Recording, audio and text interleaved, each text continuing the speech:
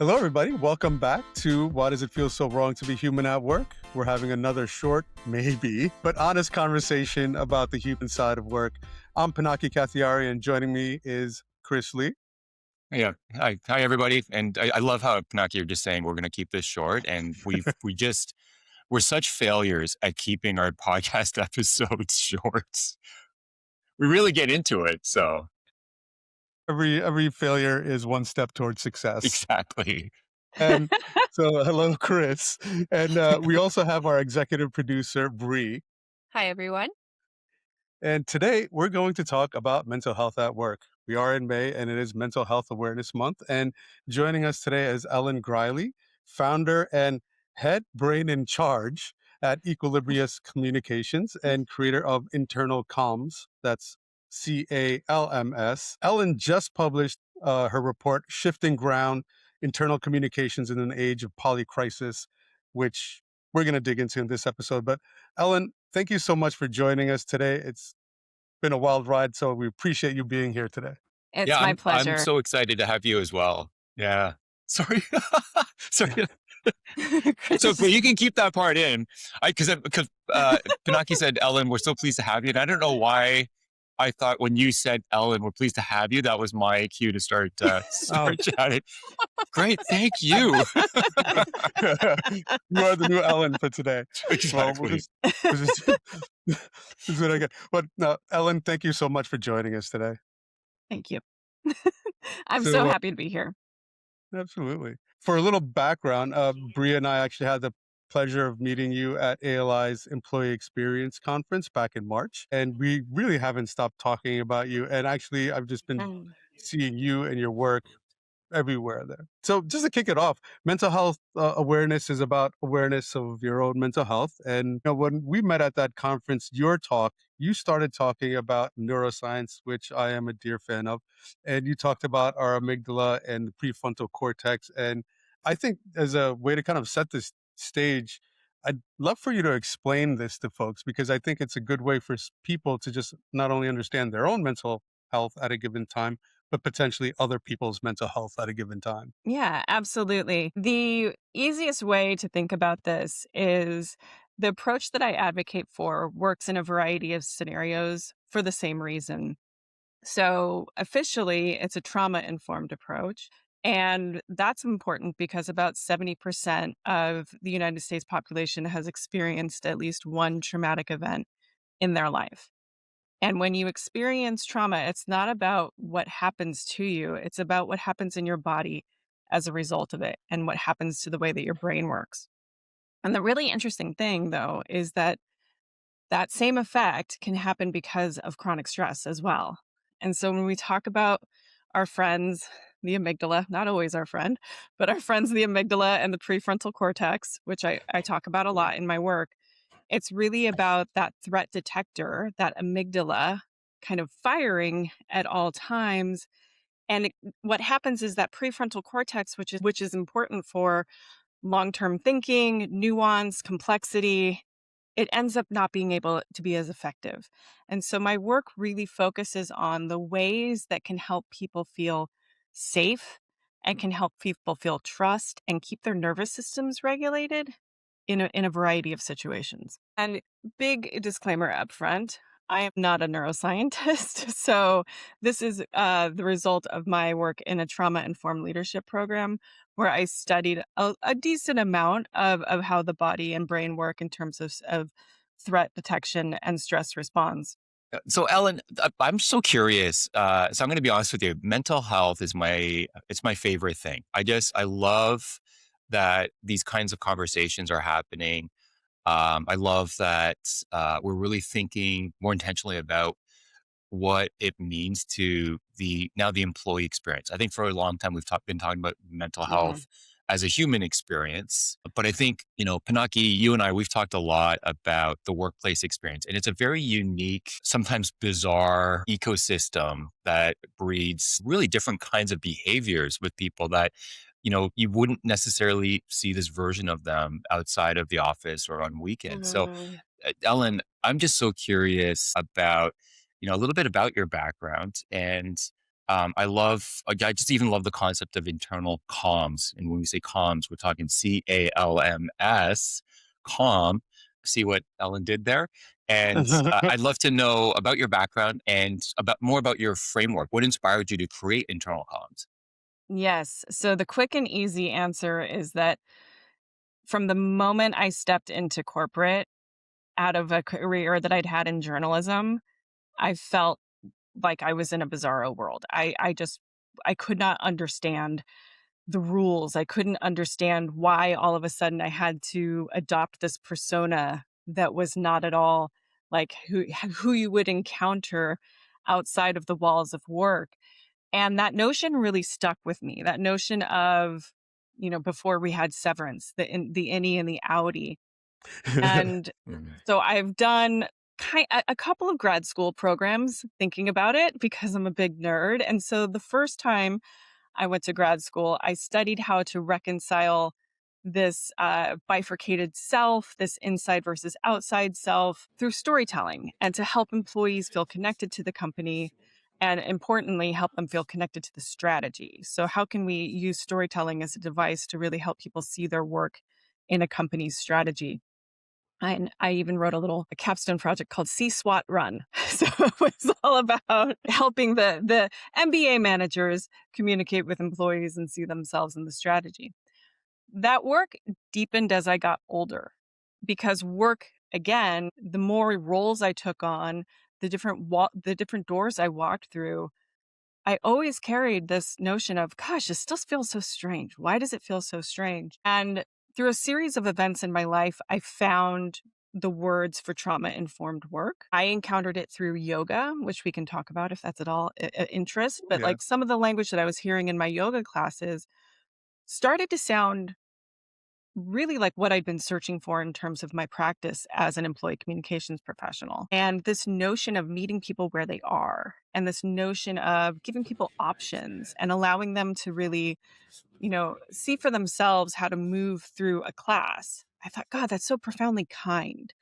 And I was literally Mhm. on a vineyard outside Santa Barbara doing yoga. And afterwards, I talked to the instructor and she said, what do you do? And I told her I work in employee communications and I think a lot about our inside and our outside selves and all the things I just said. And then and I said, but I really have been loving yoga and I've been loving this trauma informed approach to yoga that I've been experiencing. And this light bulb just went. And I thought, oh, I wonder if there was a way that I could do this trauma informed approach to communications. And so that's really what kind of led me down this road and a second master's degree in trauma informed leadership, where I spent time understanding how leaders can look at their own stress responses, look at the stress responses that they may be experiencing with their staff or seeing within their staff and understanding how to help people feel regulated, how to help people feel safe, how to help people feel trust, all of the things that can happen when you apply a trauma informed approach to your leadership. I took that and applied it to communication. I love that. Especially because something that I've heard you say often that sticks with me is that employees are showing up with their nervous systems already activated before they even open their laptops. Yes. And I wonder if you could talk a little bit more about that and what that means so that maybe companies could understand like we live in a polycrisis world and there's a lot going on outside of our 9 to 5, what our project management system says we have to do that day. There is so much going on. And like, how do we communicate with our employees in such a difficult time? Right. Absolutely. I mean, that's kind of the sole focus of my work at this point. And there's two things I want to talk about before I move into the strategies. One is the word you mentioned, polycrisis, because a lot Mhm. of people might be experiencing this as a new term, and it's been around for several decades. It was popularized by a historian, Adam Tooze, and it really describes what happens when you see crisis upon crisis that interact with one another without having discrete endings and beginnings. And so one way to think about it is when we think about there was in Greece in like the early 2010s, they had a series where they had financial crisis, they had an immigration crisis, they had all of these crises that kind of compounded what it was like to be living in Greece, right? Now, coming out of the pandemic, we've started to see that with climate disasters, with geopolitical events, now with, war and all of these other things on top of something, a little thing called AI. So it's this notion that these don't have discrete beginnings and endings, and they're all interconnected. And so I think about polycrisis a lot because I think it's indistinguishable from the environment that our employees are walking into every day. When we see studies like Microsoft with their infinite work study, and they're showing the amount of employees who are checking email after hours, or waking up and checking email at 6 a.m. before logging on. And that's not counting how our employees are interacting with social media, what they're watching, what they're seeing. The totality of that is our employees are coming into work with activated nervous systems. What does that mean? That means they might be feeling fight, they might be feeling flight, fear, like freeze or fawn. And when you have that coming into the workplace every day, opening an email it can provide a variety of different experiences, right? And if you're not thinking about that, if you're not thinking about what your employees are carrying or the world that they're experiencing outside, that urgency that can even be applied with an exclamation point. I'm sorry, y'all, but we need to be thinking about our exclamation points. That urgency can activate that threat response. And so all of a sudden that employee is opening up the email, and maybe it's an email where you had to cancel a meeting. Maybe it's because the CEO couldn't attend your all hands and you have to move it, right? And they get that meeting cancellation and they open it and they think, "Oh my God, what does this mean? Why are we canceling this? Is the company okay? What's going on? Oh my gosh, am I going to I have that trip scheduled next year, or I have that college fund I'm worried about for my kids." And so we are arriving with these activated threat detection systems that really make it more important than ever to think about and be intentional with your communication. And that's the approach that I advocate for. I like, Ellen, what you were saying about discrete endings and beginnings. I was talking to somebody just at a conference recently about the difference in the dynamic of working from home and working in the office. And one of the Oh, observations is really yeah. about how when you work in the office, at the end of the day, whatever time it is, let's say 5 o'clock, 6 o'clock, or whatever, you shut down your laptop, you pack it up, you jump on the subway, and then you walk home. There's a very distinct, clear ending to Yeah. your workday, and then you can just be a dad again, or you can just be, you're a different version of yourself. Versus what I find when I'm working from home, the laptop never gets shut off. It's always on. There's always pings. There's never really like a well defined. This is the end of my day. So, Ellen, what are your thoughts on how communications should think about this new dynamic now that's introduced with working from home, where there's just no clear end to your work day? I have two thoughts on this. One is a little bit of a spicy take. And that's based on some research that I read as I was thinking about grief, which I think is a emotion that so many of us carry, not only due to the loss that we've experienced in our lives, but to the way that life is so maybe perhaps different than we expected it to be. Right. And so I locate a lot of grief in myself as an elder millennial who was told I would have a peaceful world, who was told I would have equality in my world, who was told, I could solve climate change by, not using hairspray, right? I have I have a lot of this grief. And when I read a study about grief at the workplace, there was a line that really stuck out to me. And it was talking about how work has a two-way flow. We experience communications at work, and then it comes home with us, right? It comes home with us because your boss sends you a text. It comes home with us because maybe you opt in and you check that email, right?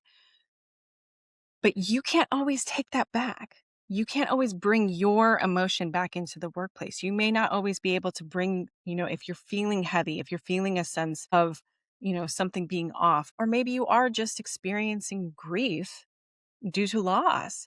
You can't always bring that back. So it's one it's one way, but it doesn't flow back the other way when it comes to Yeah. us and how we can show up at work. And so I thought that was really interesting.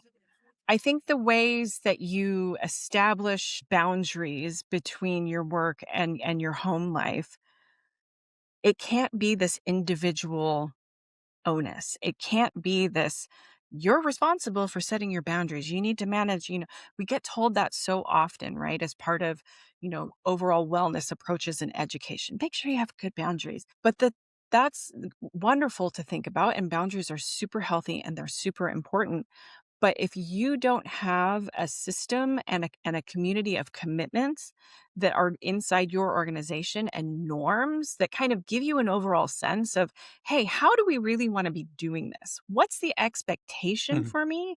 If I see that email come in after hours, allow people to be individuals. If they work better at 9 p.m. at night because they've got to go pick their kid up at 3 p.m., that's great. Like allow them to be individuals, but also make it very clear what the expectations are for people so that they do have that choice to opt into that kind of blending of their work life or to opt out of it. And kind You of know, keeping it fair as well, because it's kind of like to put the onus on a person to put the boundary up, that the fear that might be there is that somebody else won't have that boundary up or someone else might be okay with Yeah. it. And so then now I'm at a disadvantage as compared to my peers and might lose out on other opportunities. Which is why what we were saying is the organization has to have some onus or some like understanding and balances for that as well. what's interesting, Pinaki, is it just literally occurred to me, Ellen, as you were talking about this, that, Pinaki, you and I, we spend a lot of time, almost all of our time, talking about specifically the employee experience. And sometimes we forget that managers are employees as well. And so one of the things that I recognized here just now in this conversation, and I hadn't really thought about it before, but I'm an employee. I go home after 5 o'clock. I'm on my own time, listening to my podcast on the subway. Of course, I'm listening to "Why Does It Feel So Wrong to Be Human at Work?" That's the best podcast. but Always. but it occurs to me, if people managers also can struggle a lot with their own mental health, and so if I'm a people manager and there's something that feels really, really urgent to me, and I'm really stressed out about it, and it's 5:30, and I just thought about it. I'm just now realizing, like, from 5 p.m. to 9 a.m., 16 hours is a really, really long time. I'm gonna send a note to my employee Pinaki, and hey, man, I was just wondering about this, like, and so now I'm not going to be able to sleep at night because Pinaki, of course, deserves that time to himself. This isn't this. He's not on company time anymore. But for people managers that are super stressed, Ellen, I was wondering about your take on, is there any sort of way for communicators to sort of acknowledge or resolve the fact that, if we're going to be really honest, it's no longer truly a 9 to 5 environment anymore, but somehow you're right. Like, there does have to be boundaries. And so I think 9 to 5 was always set up as that boundary. And I don't think companies really enforce it, but at the same time, it's also, it's also really challenging for people that are trying their best to stay within those boundaries. I smiled as you were talking about this because I think that there's so many things that are, the marvels of the modern era, and the schedule send is a great friend, right? When you are feeling that way, you can write your email and you can schedule send, right? And put it in your employee's inbox at a decent time their hour, right? And you can schedule send on, I think most messaging apps really can, respect people's boundaries that way. But I would argue also that it's really, really, really important for managers to do. I don't want to say every manager needs to go to therapy, but I can Mhm. share my personal experience and say, for me, being in therapy, I began to understand how my own anxiety was showing up for my employees. Hmm. And it wasn't always, sometimes it was, I have this great idea. I get a lot of ideas. I get very excited about them. So sometimes it was that, Mm, right? And I would feel that energy inside my body and feel my brain being tingly. And I'd be like, I gotta go message everyone. So I'd pick up the mhm, phone and I'd get on WebEx and I'd ping everybody, 8 p.m. because I think about work constantly and I find that fun, right? mhm, There also was my own anxiety in terms of thinking about my day and being like, oh shoot, I wonder if that went over okay. Or I wonder if they really understood mhm, what I was saying. Or I wonder, and then I would also just fire off a message and be like, hey, and figure out a reason to message someone, just checking in, something like mhm, that. And that would happen on hours and off hours and every hour in between, because that's a natural thing for someone who experiences anxiety to contend with, right? And so working through that, being aware of that, acknowledging that I carry this energy inside me most times, and then working to figure out, how do I pause? And how do I ask myself, is this something that really needs to be sent right now? Or is this something that I can make a note on and follow up with, you know, in my next one on one, or follow up with the next day? And is this something that I even need to address at all? And can I give myself a half an hour and come back and think, am I really that focused on this right now? And so understanding, that's your own nervous system regulation, right? And that's a big part of what I advocate for at the leader level, at the communicator level, and at the organizational level, is really understanding, okay, what is this energy going on inside of us? And do we need to act on it? Because once we act on it, it becomes everyone else's urgency. mm. And you can't take that back. I love that. I love that a The lot. And we're running out of time here today, unfortunately. But before we wrap up, I really want to take some time and talk about your paper that you published today, your research that, as of recording this, it is May 1st. You published it this morning. Congratulations. Thank Woo! you. This is your first one for Mental Health Awareness Month. Is that correct? It is. This is my first research that I've ever done under Equilibrious. So it's very exciting. Yes, and I would love it if you could tell us a little bit about shifting ground, internal communications in an age of polycrisis. Yes. So this really came out of my curiosity about how communicators and organizations and employees are experiencing this time. Truly, how do we communicate when it's just nonstop, one thing after the next, after the next, after the next? And this came out of my own curiosity as a practitioner. It came out of the conversations I was having with my friends and my colleagues. It came out of, when I was still in house at Cisco, it came out of what I was observing managing my team and just thinking through, my God, how is this at all sustainable? And what can we really do to mitigate this? What are our options here? So the first thing I wanted to understand was, is this just me? Or is this real? And so I did some research with, it ended up being about 24 internal communications practitioners, fairly senior, in fact, over 5 years or more experience for all of them, and in many cases director level, VP and above, in terms of what they had been dealing with for the last 18 months. And 100% of the people that I surveyed had managed through 3 crises, and the over 50% of them had had more than 5. The highest was 9. These are, and we defined crises as, it could have been an organizational change. Now, an organizational change is not a crisis in a vacuum, but in this context, in terms of this one after the next, it is. So we looked at restructuring. We looked at AI adoption. We looked at layoffs. We looked at, there was over 20% had experienced some kind of climate disaster.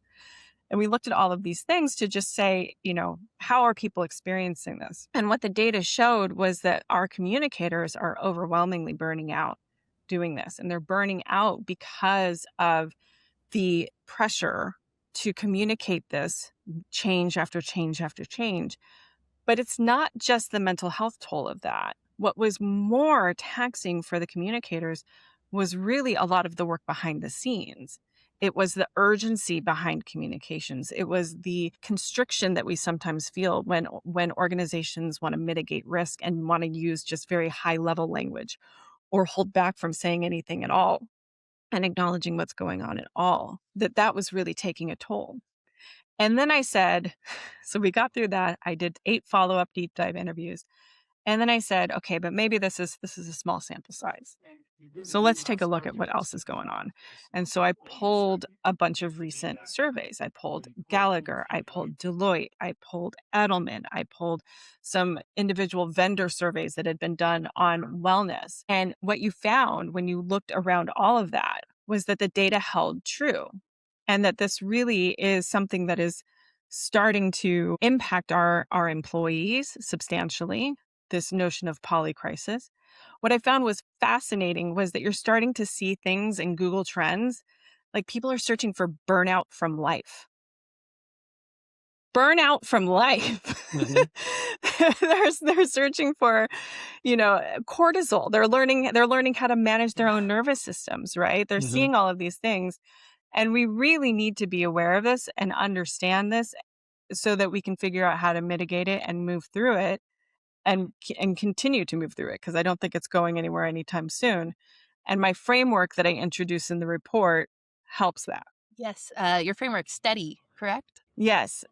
So STEADY is 6 principles, and it's safety, trust, environment, which is really about taking consideration of the history that your people have experienced inside their organization or maybe outside their organization. So that context.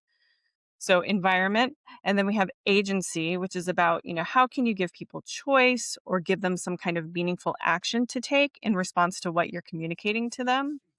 We have dialogue, which is about two-way communications, but also that peer-to-peer, because people do well when they are learning with peer-to-peer or in peer-to-peer environments, and people really want that sense of community. And then the why is you. And that's really about what we just talked about, Chris, in terms of understanding what's kind of going on with you, what you're carrying, and really, working to think about that, to think about how that impacts your work, to think about what you need, to bring yourself back to emotional regulation and to do your work effectively. And also when you need to take a break and care for yourself, because this work is really heavy. That's so much of that is true. And so much of that, when we kind of dig into and start getting into, like, at least being aware of it makes you aware that we need to do something about it in all different directions. So as Bree said, we are running a bit out of time here. So Ellen, thank you again for joining us today. This was such a great conversation, and man, I wish we could just keep going on this one, because I have stuff that I want to add into the mix. But we are going to see each other in August at Ecology's Flyover Yes. Festival. So we'll look forward to that. Yes, I can't wait. Before we wrap up, maybe we could just tell our audience just where they could find you and your work. Absolutely. I understand and acknowledge fully that Equilibrious might be a mouthful. So I made it a little easier on everyone. And if you go to internal-comms, CALMS, internal-comms.com, you can find me and all my work and everywhere that I'm publishing and speaking about this. I really appreciate that, because I was never going to find Equilibrious. I had to make sure it was spelled right so many times. I'm like, okay, is that an I or an L? I-L? Okay. Ellen, I want to. Why does it feel so wrong to be human at work? That's a mouthful. That's true. It only takes 10 minutes to type out, so it's not that bad. But Ellen, I thank you as well for this, and of course, a big thank you to all of our listeners for turning into this week's episode of Between the Seasons, Human at Work. If you enjoyed this conversation as much as Pinaki and Bree and I did, make sure you follow or subscribe wherever you get your podcasts. And we'll be leaving Ellen's links at episode description, so you don't have to spell Equilibrious or comms right. So definitely click those and check those out. Thank you, everybody. We'll be back next week. See y'all soon. See ya.